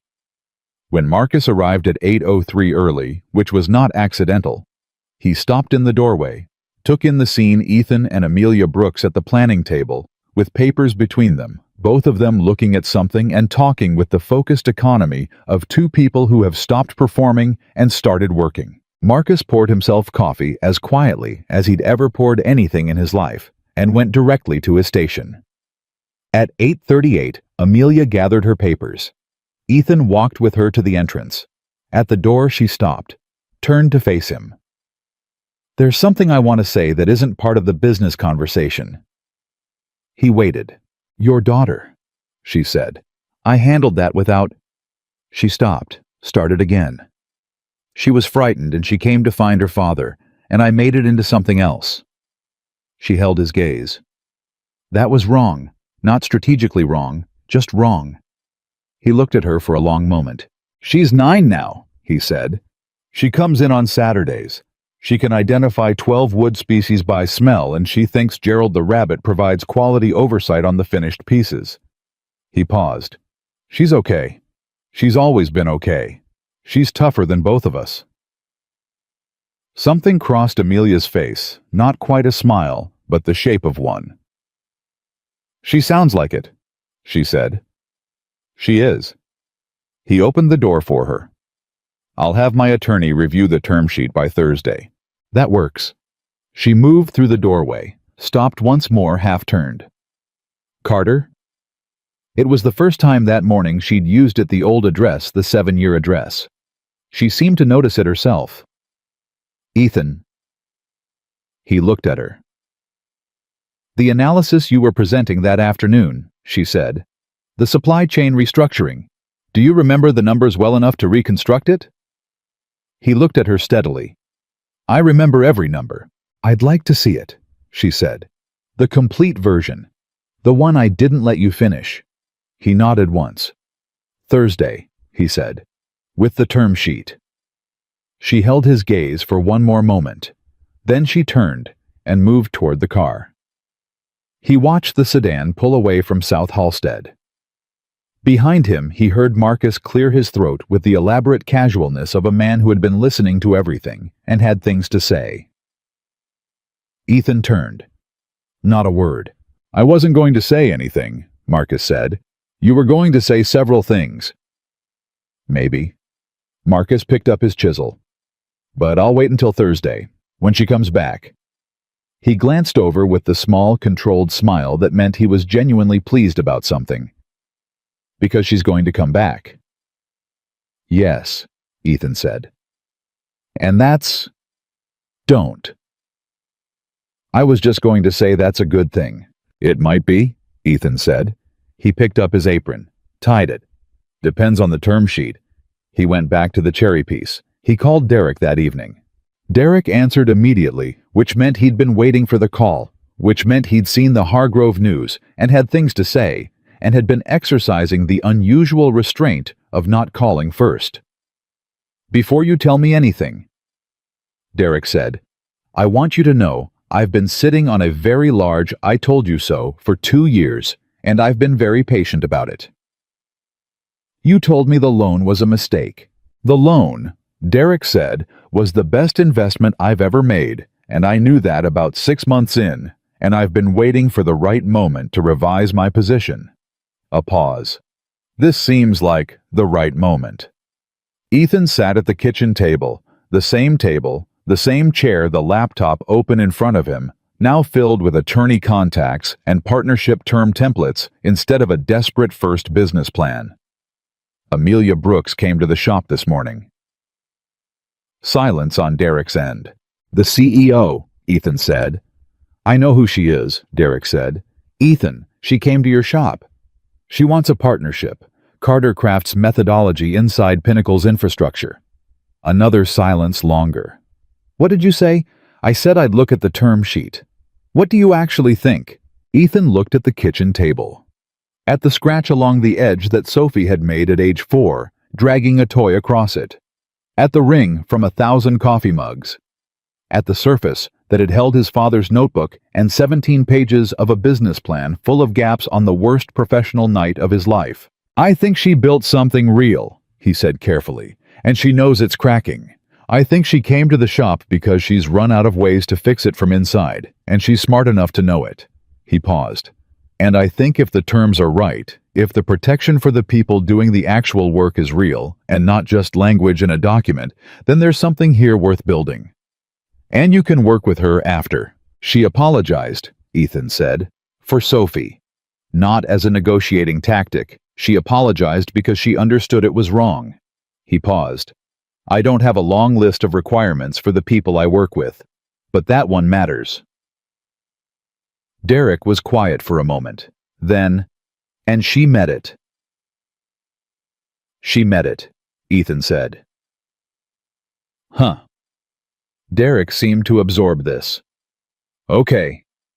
Then in the tone he used for the things that actually counted, Dad would have had something to say about this. Yeah.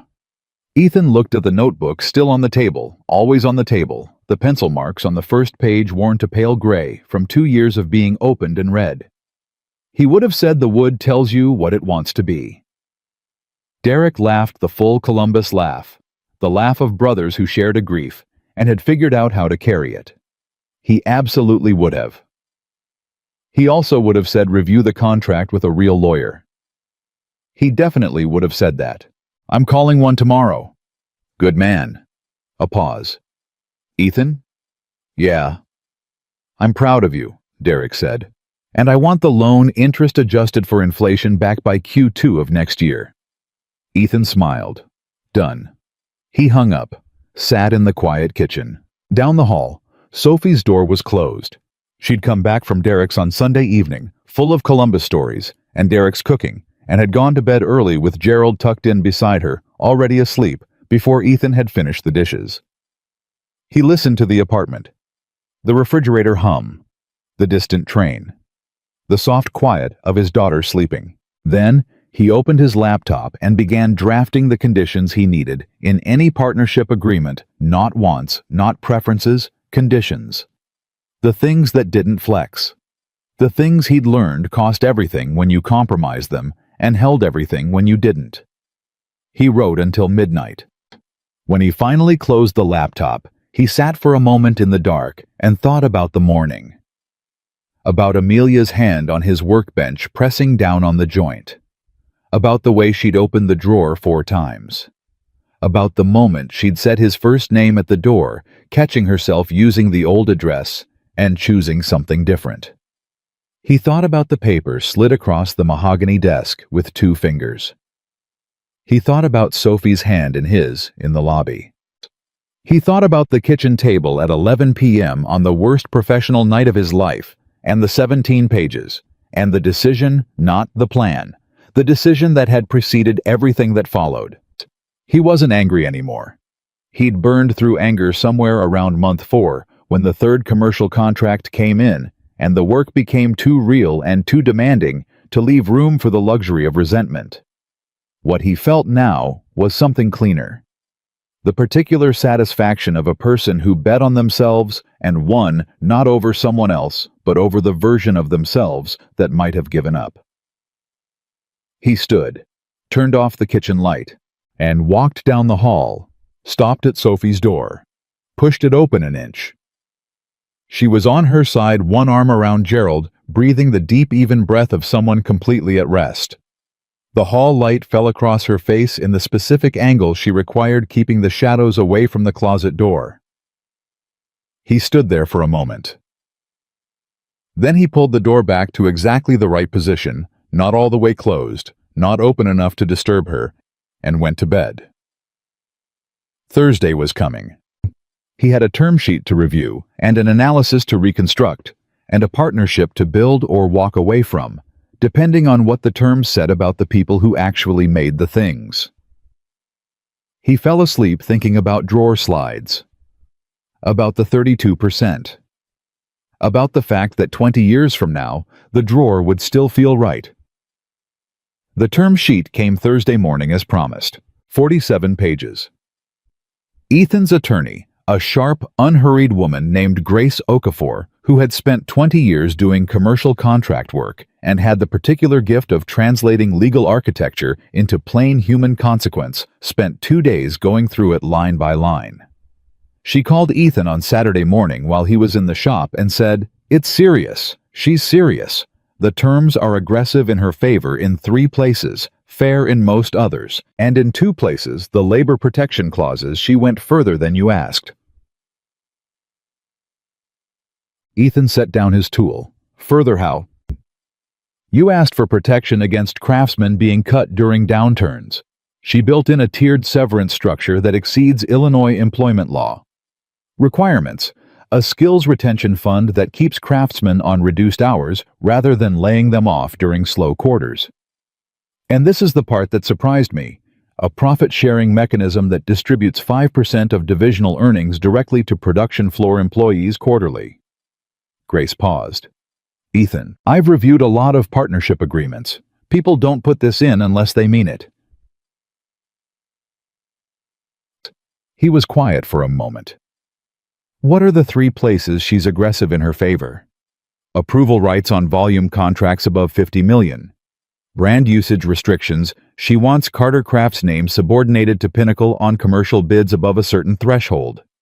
And an 18-month non-compete on direct residential sales if either party exits the partnership. "The brand restriction," he said. "That's the one that matters." "I thought you'd say that. Because the reason Carter Craft wins contracts is the name, the reputation. If that gets subordinated, then you're building Pinnacle's credibility with your standard, and your name becomes a footnote." Grace's voice was measured. "That's the conversation to have with her." "I know." He looked across the shop. Marcus was working. Joel was working. Ray was at his station with the particular focused stillness that meant he was deep into something precise. "Set the meeting for Monday. Her office." A pause.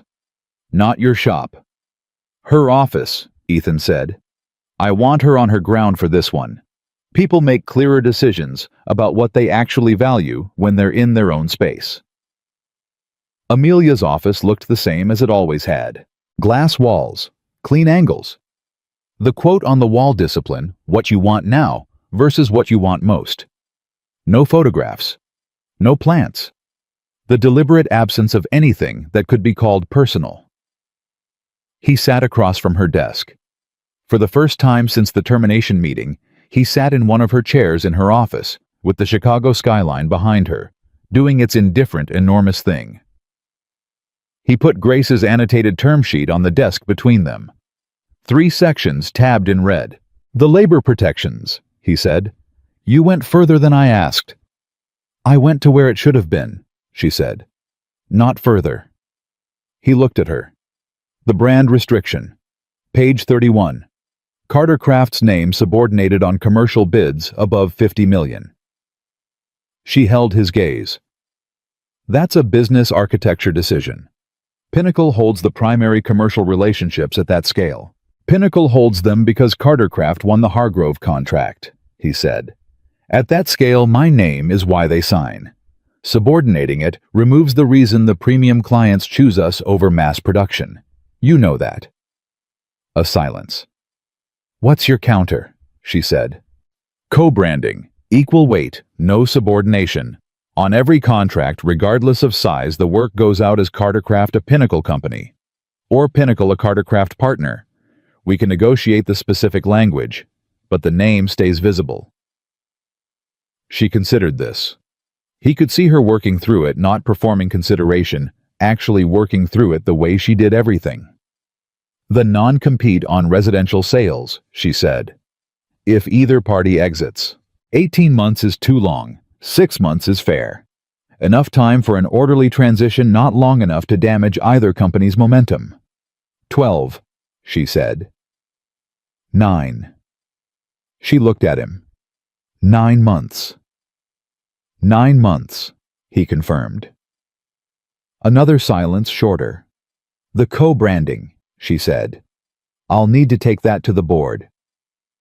"I know." "They won't like it. They'll like losing the next Hargrove contract less," he said. "Walk them through the decision logic. You're good at that." She looked at him with an expression that was not quite amusement, but occupied the same neighborhood. "You're telling me how to manage my board." "I'm telling you what I know from having watched you operate for 7 years, he said. "You take a room by showing them the math before they realize you're also showing them the principle. Do that with the co-branding." She was quiet for a moment. Then she said, "You paid attention." "I paid attention to everything," he said. "For 7 years. It just didn't go anywhere useful until I had my own company to apply it to." She picked up the term sheet, looked at Grace's annotations, set it back down. "I'll have the revised draft to you by Wednesday." He nodded. She looked at him steadily. "The analysis," she said. "The supply chain restructuring. You said you'd bring it." He reached into the folder he'd carried in and set a document on the desk. 31 pages. Rebuilt from memory over 3 evenings at the kitchen table, then refined with 2 years of additional industry data that made the original numbers look conservative. She took it, looked at the first page, looked up. "This is more detailed than the original. The original was built for a 2022 market. This is current." He paused. "The core findings are the same. The inefficiency was real. The recovery opportunity was real." One more pause. "It was always real." She looked at him with something in her face that was not comfortable to hold and that she didn't look away from. "Yes," she said quietly. "It was." He stood, picked up his folder. "Wednesday," he said. "Wednesday," she confirmed. "Sure." He walked to the door. At the threshold he stopped, not because he'd planned to, but because something needed to be said, and he'd learned over the past 2 years to trust the moments when that particular feeling arrived. Amelia. It was the first time he'd used her first name. Ever. In 7 years of employment, and 2 years of competition, and 1 Tuesday morning in the shop, and now this. She looked up. "This is going to work," he said. "Not because the math is right, though it is. Because you're willing to say you were wrong about something that cost you. That's rarer than the math." She held his gaze for a long moment. "Wednesday," she said again. Quieter. He left. The board approved the co-branding on a Friday. Porter called Diana, who called Ethan, who was in the middle of a Hargrove project meeting and had to step out into the hallway to take it. Diana's voice had the same quality it had when she called about the contract win, that particular suppressed elation of a person trying to remain professional about something that deserves a much larger reaction. "They approved it," he said, co-branding equal weight across all contract sizes, and the 9-month non-compete. Diana paused. "Ethan, they approved everything." He leaned against the hallway wall. Through the conference room door, he could hear his project team running timeline numbers. 12 people now, the Hargrove team he'd built and trained over 4 months, people who came to work every morning knowing what they were building and why. "Okay," he said. "That's it. Okay. Call Grace. Let's close it. Ethan." Diana. He kept his voice steady, the way he always kept it steady when something enormous was happening, and he needed the people around him to feel the ground under their feet. "Let's close it. And then we get back to the Hargrove timeline because we're 3 days ahead of schedule, and I don't want to lose the buffer." She laughed, exasperated, affectionate, the laugh of someone who had worked with him long enough to know that this was exactly how he was. "Yes, boss." He went back into the meeting. The partnership signed on a Tuesday. Ethan noticed the day of the week. He suspected Amelia had too, though neither of them said it. The papers were signed in a conference room at a law firm in the Loop neutral ground. Grace's suggestion, with both legal teams present, both boards represented Porter, hovering near Amelia, with the expression of a man who had survived a significant organizational earthquake and was cautiously beginning to believe the building was still standing. But when the last signature went down, Grace shook Ethan's hand.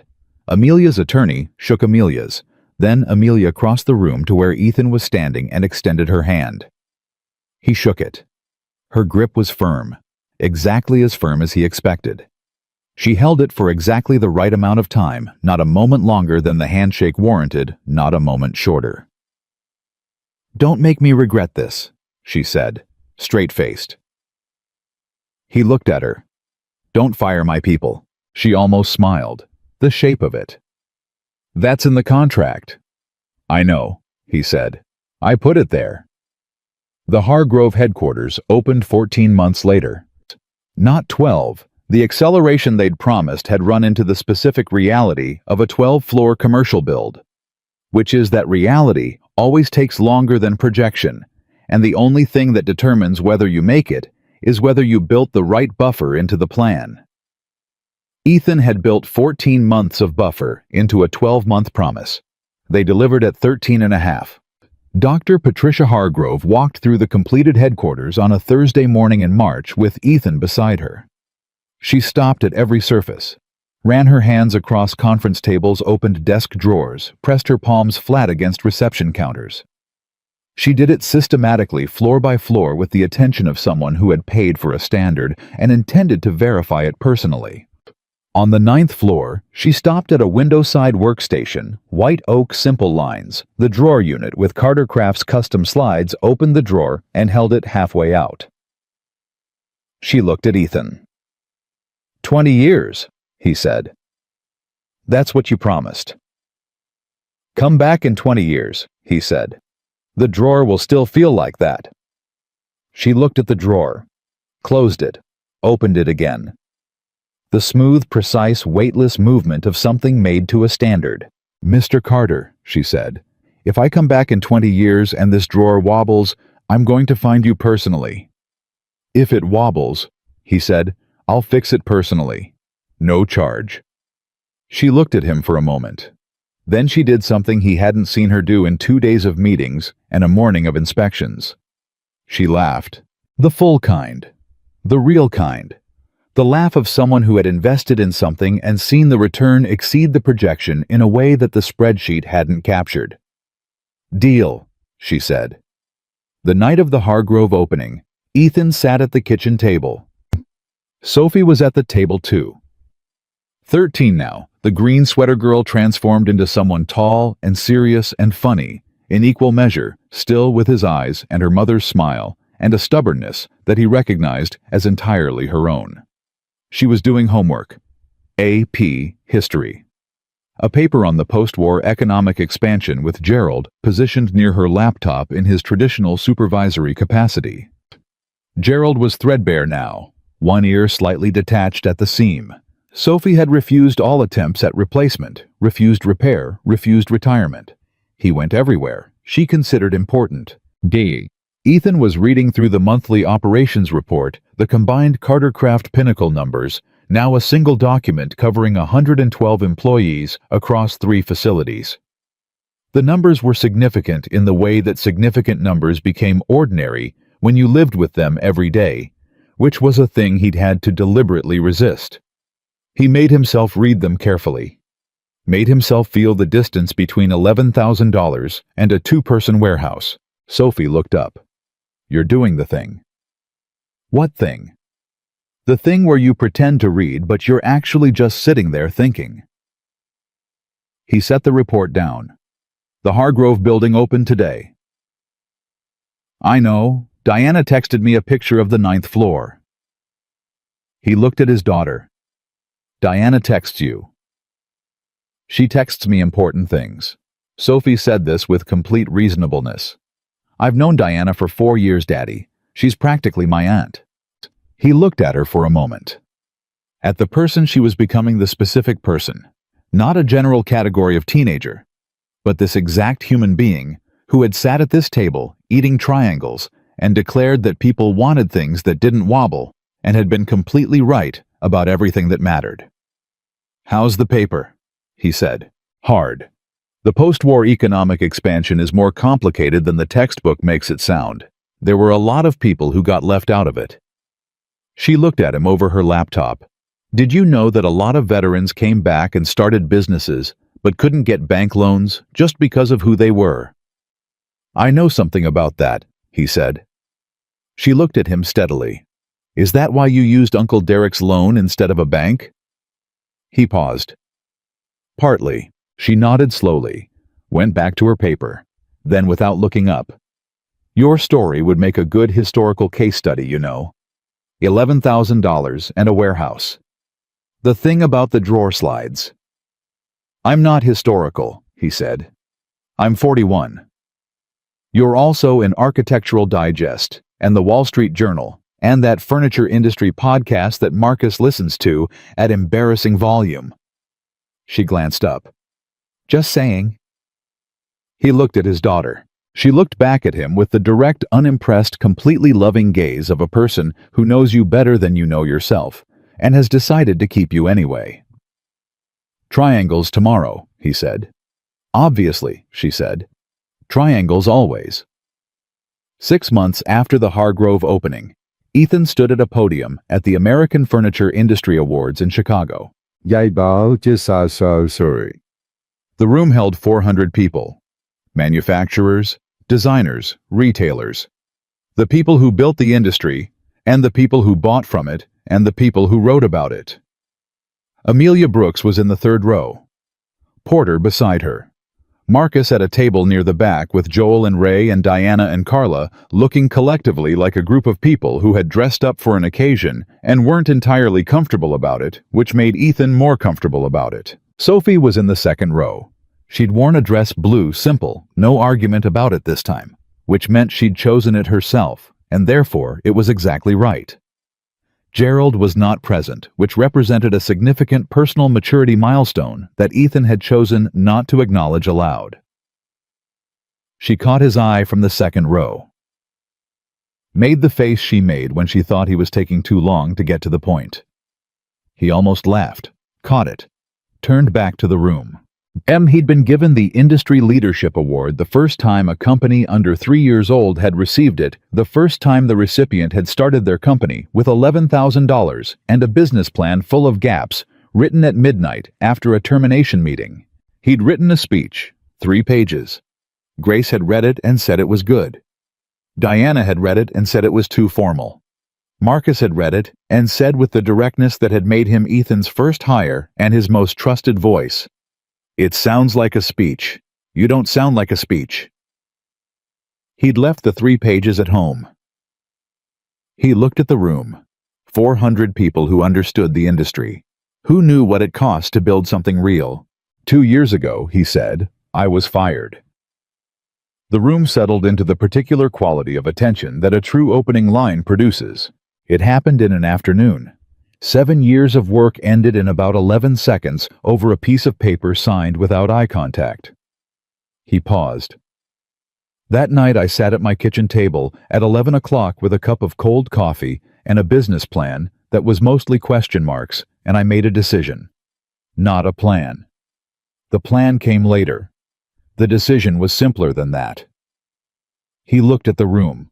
I decided that the thing I built next would be built the way I'd want someone to build it for my family. That was the whole philosophy. That's still the whole philosophy.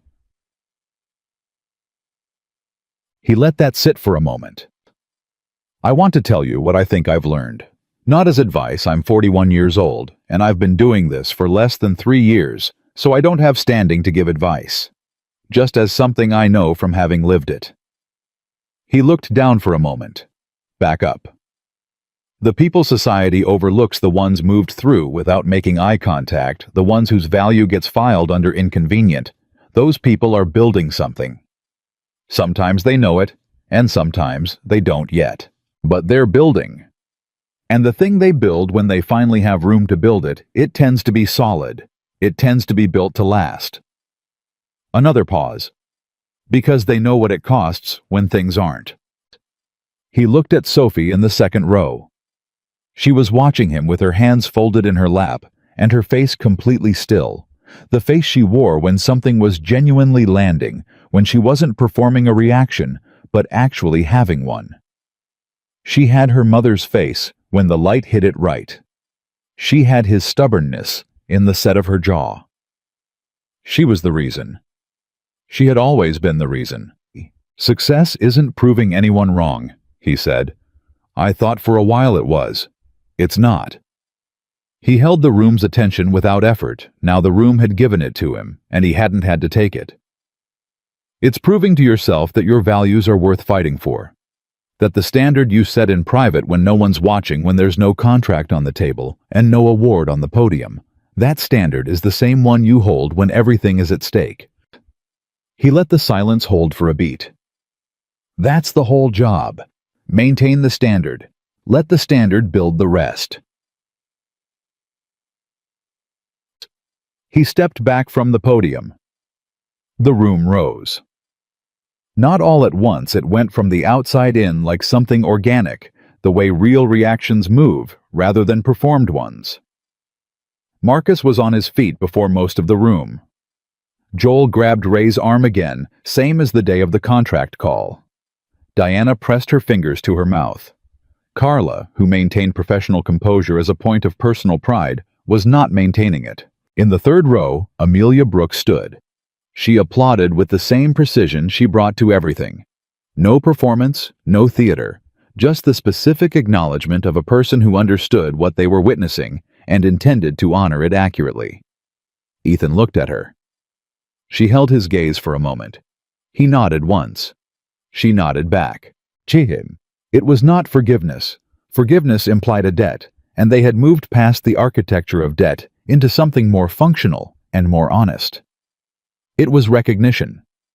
The acknowledgement between two people who had damaged each other, rebuilt on honest ground, and made something worth making from the remains.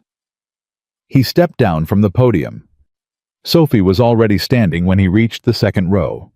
Gerald less in blue-dressed and 8 years of green sweaters and triangles and sawdust and cold warehouses, and one terrible October afternoon, compressed into this exact person who crossed her arms and looked at him with magnificent composure and said, "You forgot to mention the drawer slides." He pulled her into a hug, the full kind, both arms her chin on his shoulder, the way she'd fit when she was small and still somehow fit now even though she was nearly as tall as him. "Nobody wants to hear about drawer slides," he said into her hair. "Patricia Hargrove wants to hear about drawer slides," she said. "She told me at the Hargrove opening." He pulled back, looked at her. "You talked to Patricia Hargrove. She found me at the opening. She said she could tell I was your daughter because I was the only other person in the room touching all the surfaces." Sophie looked at him with complete reasonableness. We talked for 20 minutes. She's very interesting. He stared at his daughter. What? She said. Nothing. He put his arm around her shoulders, and they walked toward the table where Marcus and the others were already loudly and irreverently deconstructing the evening with the comfort of people who had earned the right to be loud and irreverent about it together. I just think you're going to run the world someday, and I want to be on record as having seen it coming. Sophie considered this with the gravity she brought to all important things. I was thinking more like I'd start with a company, she said. Something small, maybe custom furniture. See how it goes. He looked at her sidelong. She grinned the full grin, the whole face one, the one that used to belong to her mother and now belonged entirely to her. He laughed. The real kind. The full kind. The kind that had started coming more easily over the past 2 years and still sometimes surprised him by arriving when he wasn't ready for it. They reached the table. Marcus stood up, grabbed Ethan's hand, and pulled him into the kind of handshake that turns into a shoulder grab because a handshake isn't sufficient. You didn't use the speech, he said. You told me not to. I told you it sounded like a speech. Marcus grinned. You actually listened. I always listen, Ethan said. You just don't notice because you talk a lot. Ray, sitting at his usual angle of perfect stillness, looked at Ethan across the table and nodded once. Ethan nodded back. It was, as always, sufficient. Later that night, much later. After Sophie was asleep in the hotel room they'd taken downtown, Gerald positioned against her pillow at the specific angle required. The hall light on, Ethan stood at the window and looked at Chicago, the way he'd looked at it from a different window 7 years ago, from a boardroom on the 22nd floor. The city was the same, indifferent, enormous, lit up against the dark. He was not the same. He thought about the paper slid with 2 fingers across a mahogany desk. He thought about a lobby walk in a parking lot, October, and the calculation of $11,000 in the cold air. He thought about a workbench built with mortise and tenon joints, because the first thing you build needs to be right. He thought about a granola bar and a folding table in a corner, and Gerald the rabbit as quality oversight. He thought about Derek's money, and Marcus's first day, and Suzanne Park calling at 11 p.m., and Diana's voice when the contract came through, and the drawer opened by Patricia Hargrove on the 9th floor of a building his people built to a standard that held. He thought about a 7-year-old in a green sweater standing in a boardroom doorway saying "Daddy" in barely a whisper. She had led him here. Metin, not the humiliation, not the ambition, not the hunger to prove something to someone who hadn't looked up when she signed the paper. Her, the compass that had pointed to him since the day she was born and had never once wavered. The reason the standard held when it would have been easier to let it slip. The reason the workbench got mortise and tenon joints at 11 at night when he was exhausted. The reason the drawer slides were custom machined. The reason every joint in every surface he'd ever built was something he'd be willing to put his name on. Her name on the names of everyone who'd worked alongside him on it. She was the whole philosophy. She had always been the whole philosophy. He stood at the window until Chicago stopped performing its enormity at him, and simply was what it was. A city full of buildings, full of surfaces. Some of them built right, and some of them not. And the difference always showing eventually, in one way or another. Then he turned from the window, checked the hall light angle, and went to sleep. The standard held. It had always held. It always would.